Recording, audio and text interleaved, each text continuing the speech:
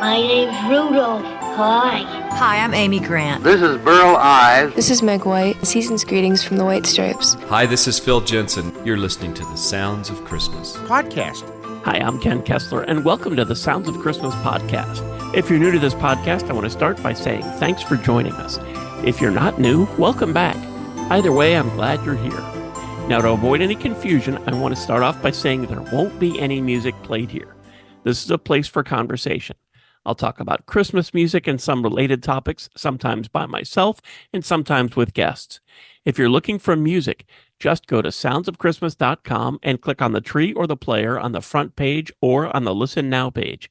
We play the best variety of Christmas music all year long. Well, except in October, when we play the best variety of Halloween music. Recently, the Library of Congress announced this year's batch of recordings that are to be added to the National Recording Registry. And among this year's selections was a Christmas song, which is not always the case. Last year, Mariah Carey's All I Want for Christmas Is You was added, and the year before, Nat King Cole's version of the Christmas song made it in. Before that, I think you have to go back to 2011 when the Vince Guaraldi Trio's Charlie Brown Christmas was added. So obviously, Christmas music isn't a big part of the National Recording Registry. This topic has come up on a couple of earlier episodes, and rather than rehash it, I'll just add links to those episodes, so if you're interested, you can check those out. That said, here's a little Wikipedia info on the National Recording Registry. The National Recording Registry is a list of sound recordings that, quote, are culturally, historically, or aesthetically significant and or inform or reflect life in the United States, end quote. The registry was established by the National Recording Preservation Act of 2000, which created the National Recording Preservation Board, whose members are appointed by the Librarian of Congress. The recordings preserved in the United States National Recording Registry form a registry of recordings selected yearly by the National Recording Preservation Board for preservation in the Library of Congress.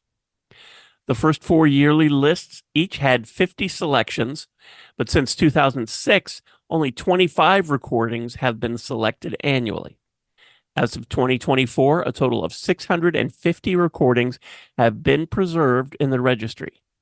Each calendar year, public nominations are accepted for inclusion in that year's list of selections, which are announced the following spring. Each yearly list typically includes a few recordings that have also been selected for inclusion in the holdings of the National Archives audiovisual collection.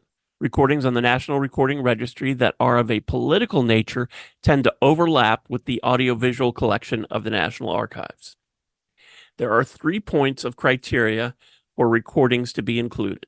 First, recordings selected for the National Recording Registry are, quote, culturally, historically, or aesthetically significant, end quote, and or inform or reflect culture in the United States.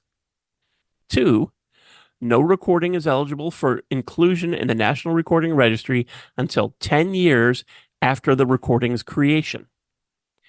And 3, my personal favorite, recordings will not be considered for inclusion in the National Recording Registry if no copy of the recording exists. Really, it does actually say that. I'll also add a link in the show notes to the website where you can make a nomination if you'd like. So this year, there was another Christmas song added to the registry. In the class of 2024, the Library of Congress has added Gene Autry's version of Rudolph the Red-Nosed Reindeer alongside non-Christmas fare, including Perry Como, Johnny Mathis, Jefferson Airplane, The Cars, Blondie, Bobby McFerrin, Green Day, and the Notorious B.I.G., among others. I wanted to spend a little time on Rudolph for this episode, and I imagine most who would listen to this kind of podcast know about Rudolph the Red-Nosed Reindeer's origins, but I'll give you the highlights just in case you don't. In 1939, Robert L. May created the character of Rudolph as an assignment for Montgomery Ward. His brother-in-law, Johnny Marks, decided to adapt the story of Rudolph into a song. Gene Autry is credited with the first recording of this song, which was released on September 1st, 1949. Since then, it has been recorded by around 800 other artists.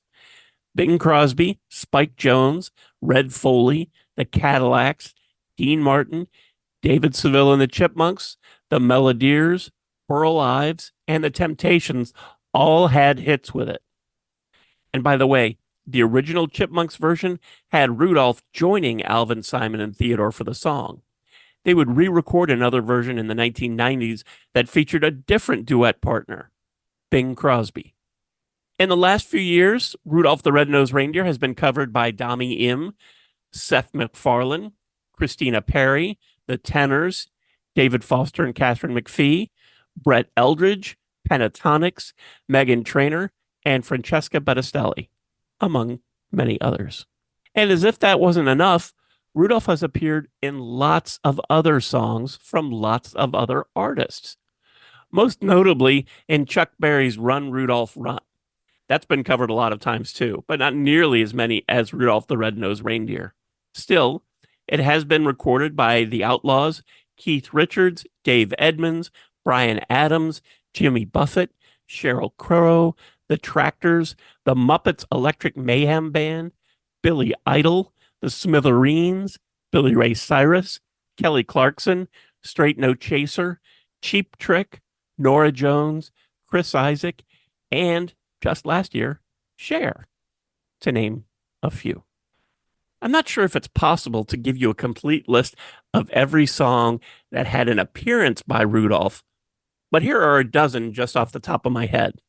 By the way, I was going to put short clips of the songs here, but this week, the Sounds of Christmas podcast is debuting on YouTube, and they're pretty strict about copyright. And I do want to be fair to the artists anyway. So what I'm going to do is add YouTube links in the show notes below for these 12 songs. I was also going to use the countdown announcer for these, make it sort of a big deal, but I'm not really counting down to anything. So here they are, more or less in no particular order. First, I want to mention the Jars of Clay and their song Smells Like Rudolph. Okay, this is just Rudolph the Red-Nosed Reindeer, but it's the interpretation that made me want to put it on this list. This one is Jars of Clay performing their original arrangement of Rudolph to the tune of Nirvana's Smells Like Teen Spirit. And it's different enough from any other cover of the song that I just had to include it.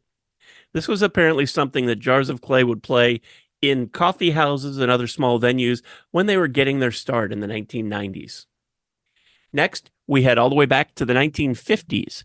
This wasn't the first time Rudolph showed up in another song, but it was an early one.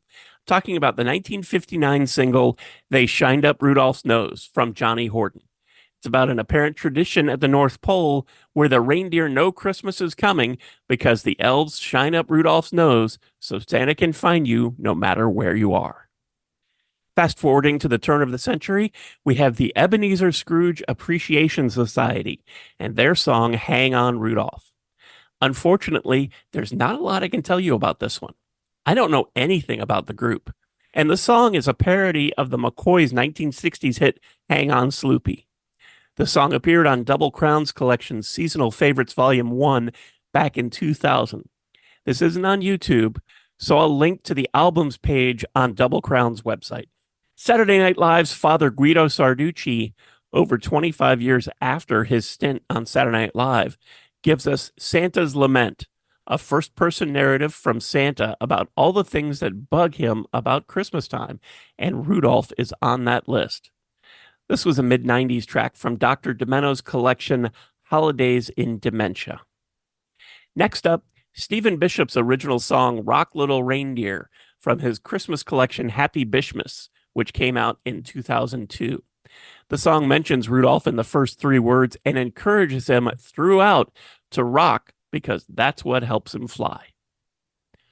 Matt Dusk has one of the newer songs on this list, Rockin' Rudolph, which came out last December. In this big band song, Rudolph is rocking and rolling his way into history. In 2011, Ryan McAllister gave us one of the few songs that are focused on one of the other reindeer. His song, My Name is Blitzen, has a couple appearances by Rudolph, including one that gives Blitzen the opportunity to lead the team pulling Santa's sleigh. Next is, I think, the debut single from the band Bag of Toys. It's from 2014, and it's simply called Rudolph. They sing that Rudolph is the red-nosed reindeer that we all love, but they also hint that one day Rudolph's going to get back at all those who used to laugh and call him names. Another song just called Rudolph came out in 2019. This one's from Robbie Williams from his Christmas album, The Christmas Present. This one features a Rudolph that's pretty happy in his work. Mrs. Claus even knows he's the man. From 2008, the metal band Theocracy have a song about a battle between Rudolph and Frosty. It's actually called Rudolph versus Frosty. I won't tell you what happens just in case you haven't heard this one before, but I will say little kids might not be happy hearing this one, as well as some not so little kids.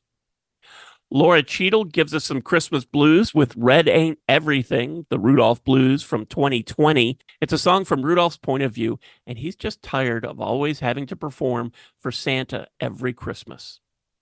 And finally, Sia has one from her 2017 album Every Day is Christmas that's called 12 Nights.